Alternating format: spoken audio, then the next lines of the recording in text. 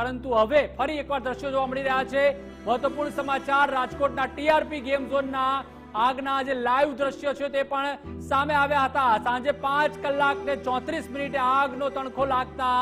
આગ લાગી હતી। વેલ્ડિંગ કરતી સમયે આગ લાગી હતી, તેના એક્સક્લુઝિવ જે સીસીટીવી ફૂટેજ છે તે પણ અમે આપને બતાવી રહ્યા છે। તો જે રીતે વેલ્ડિંગ કરવામાં આવી રહ્યું છે, આપ જોઈ રહ્યા છો, તેનો તણખો ઉડ્યો હતો, ત્યારબાદ જે આગ લાગી હતી તેના જે આ દ્રશ્યો છે 5 વાગે ને 34 મિનિટે આ ગોઝારો અકસ્માત છે તેની ક્યાંક શરૂઆત થઈ હતી અને તેના જે દ્રશ્યો છે તે પણ સામે આવ્યા છે। સીસીટીવી ફૂટેજ આપ જોઈ શકો છો કે કઈ રીતે વેલ્ડિંગ કરવામાં આવ્યું, ત્યારબાદ તેના તણખા પડ્યા હતા અને નીચે જે રીતે પેટ્રોલ ડીઝલનો જથ્થો હતો, સોલ્વેન્ટનો જથ્થો હતો, લાકડાનું જે મટીરિયલ સમગ્ર પડ્યું હતું, પ્લાસ્ટિકનું મટીરિયલ પડ્યું હતું, પરંતુ જોઈ શકાય છે કે આગ ધીરે ધીરે વિકરાળ સ્વરૂપ લઈ લે છે, કારણ કે ખૂબ જ મોટી સંખ્યામાં ત્યાં પેટ્રોલનો પણ જથ્થો પડ્યો હતો, ગેસ સિલિન્ડર પણ પડ્યા હતા, ત્યાં કેટલાક જે કર્મચારીઓ છે તે પણ પહોંચી રહ્યા છે, પરંતુ ત્યાં સુધીમાં તો જે સમગ્ર ઘટના હતી તે ઘટી ગઈ હતી અને આગે ધીરે ધીરે વિકરાળ સ્વરૂપ ધારણ કરી લીધું હતું। તો આજે તે સમયના સીસીટીવી જે દ્રશ્યો છે તે પણ સામે આવ્યા છે 5 વાગે ને 34 મિનિટના કે વેલ્ડિંગના કારણે જે રીતે પહેલા માળે એટલે આ ગ્રાઉન્ડ ફ્લોર ઉપર આગ લાગી હતી અને પહેલા માળે જ્યારે વેલ્ડિંગ કરવામાં આવ્યું હતું તેના તણખા નીચે પડ્યા હતા અને ત્યારબાદ આ આગ લાગી હતી, તેના જે સીસીટીવી ફૂટેજ છે તે પણ અત્યારે હાલમાં સામે આવ્યા છે।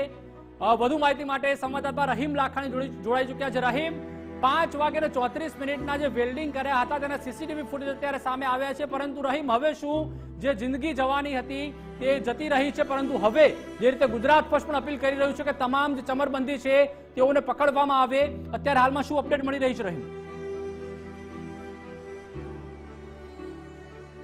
ચોક્કસપણે ગત રોજ પણ ગુજરાત ફર્સ્ટે સૌથી પહેલા કહ્યું હતું કે આગ લાગવાનું પાછળનું કારણ વેલ્ડિંગની કામગીરી છે, ત્યારે જ કહેવામાં આવ્યું હતું, પરંતુ ત્યારે પણ આ વેલ્ડિંગનો ઢાક પીછોડો છે તે કરવામાં આવ્યો હતો કે વેલ્ડિંગના કારણે આગ નથી લાગી, પરંતુ આજે હવે સીસીટીવી ફૂટેજો પણ સામે આવી રહ્યા છે, કઈ રીતના આગ લાગી છે, તેની શરૂઆત ક્યાંથી થઈ હતી ને કેવી રીતના એકી સાથે આ વિકરાળ સ્વરૂપ ધારણ કરે છે। જે રીતના કહ્યું હતું કે 1500 લીટર જેટલો કેમિકલનો અને પેટ્રોલનો જથ્થો પણ ત્યાં તો બાજુમાં પડેલા ગેરબાજ કહી રહ્યા છે। સીસીટીવીમાં સ્પષ્ટપણે જોવા મળી રહ્યા છે કે કેમિકલ એકી સાથે જે આગ છે તે લાગી અને બ્લાસ્ટ સાથે જ આખી આગ છે તેણે વિકરાળ સ્વરૂપ ધારણ કરી લીધું હતું। હવે કોઈ પણ એક પણ તપાસની કાંઈ પણ જરૂર નથી, આ સીસીટીવી સ્પષ્ટપણે કહી રહ્યા છે। જે ડીવીઆર જે પોલીસે કબજે કર્યું છે તેના સીસીટીવી ગુજરાત ફર્સ્ટ દેખાડી રહ્યું છે।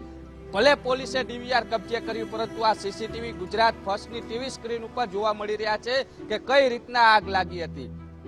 હવે તો પોલીસ તંત્રએ કામગીરી કરવાની જરૂર છે, હવે તો કામગીરી કરો, હવે તો તેમાં કાયદેસરની કાર્યવાહી કરો, કારણ કે જે રીતના આગ ઠારવાના પ્રયાસો પણ 2 વ્યક્તિ કરી રહ્યા છે, પરંતુ જે રીતના આગ છે તે બુઝાતી નથી। સામાન્ય આગ જો આ પરિસ્થિતિમાં નથી ઠરતી તો પછી કઈ રીતના આવી વિકરાળ આગ છે તે કોઈ પણ પરિસ્થિતિમાં ઠરી શકે તેવી પરિસ્થિતિ ઊભી થાય, કારણ કે પેટ્રોકેમિકલ હતું ને પેટ્રોકેમિકલની જો વાત કરું તો પેટ્રોકેમિકલ ઉપર ફોમ મારવામાં આવે તો જ આગ છે તે ઠરતી હોય છે, પરંતુ જો પાણીનો મારો ચલાવવામાં આવે તો પણ આ આગ છે તે વિકરાળ સ્વરૂપ ધારણ કરતું હોય। અહીં તો પાણીનો મારો ચલાવવાનો જ ટાઈમ નતો મળ્યો, એકી સાથે એક બાદ એક 3 જેટલા બ્લાસ્ટ થયા હતા અને ત્યારબાદ આગ છે તેણે વિકરાળ સ્વરૂપ ધારણ કરી લીધું હતું અને અંદર 28 થી 33 જેટલા લોકો છે તે જીવતા બુજાયા હતા। અત્યારે પરિવાર હજી પણ રાહ જોઈ રહ્યો છે, 24 કલાક પણ વીતી ગઈ છે, 48 કલાક વીતી જશે ત્યારે તેઓના મૃતદેહ મળશે તેવી પરિસ્થિતિ ઊભી થઈ છે, કારણ કે ડીએનએ નો રિપોર્ટ છે તે 48 કલાકે આવતો હોય છે અને 48 કલાક બાદ પોતાના પરિવાર, પોતાના સ્વજનો હતા કે નહીં, ત્યારબાદ તેઓનો મૃતદેહ મળશે। મૃતદેહ તો મળશે, પરંતુ છેલ્લા અંતિમ સંસ્કાર પહેલા જે અંતિમ દર્શન થતા હોય છે તે પણ નહીં કરી શકે, કારણ કે એક પણ વ્યક્તિનો ચહેરો છે તે જોઈ નથી શકાતો તેવી પરિસ્થિતિમાં આ આગની અંદર અનેક લોકોએ જીવતા બુજાવવા પડે તેવી પરિસ્થિતિ ઊભી થઈ છે। હાલ સીસીટીવી ફૂટેજ સામે આવ્યા છે અને ગુજરાત ફર્સ્ટની ટીવી સ્ક્રીન ઉપર એક્સક્લુઝિવ આ ફૂટેજો જોવા મળી રહ્યા છે, પરંતુ હવે જોવાનું છે કે પોલીસના પેટનું પાણી હલે છે કે નહીં, કારણ કે હવે તો કાર્યવાહી કરો, માત્ર તપાસના નામે નાટકો છે તે ક્યાં સુધી ચાલશે, સૌથી મોટો સવાલ છે તે ઉત્પન્ન થઈ રહ્યો છે। જીવિકા જી આભાર રહીમ, સમગ્ર માહિતી સાથે જોડાવા બદલ।